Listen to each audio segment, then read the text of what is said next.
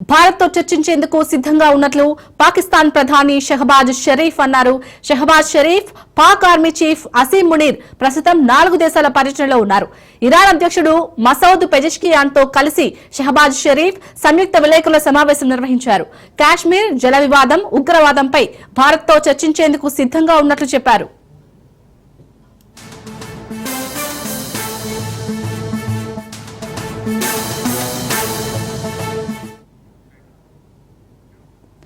కాశ్మీర్ సమస్యను, నీటి సమస్యను, అన్ని సమస్యలను చర్చల ద్వారా పరిష్కరించుకోవాలని కోరుకుంటున్నట్లు తెలిపారు. వాణిజ్యం, ఉగ్రవాదం నిర్మూలనపై కూడా చర్చించేందుకు సిద్ధంగా ఉన్నట్లు చెప్పారు.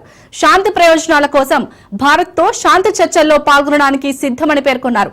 ఈ ప్రతిపాదనను భారత్ అంగీకరిస్తే నిజంగానే వారు శాంతిని కోరుకుంటున్నారని అర్థమవుతుందని షరీఫ్ వ్యాఖ్యానించారు.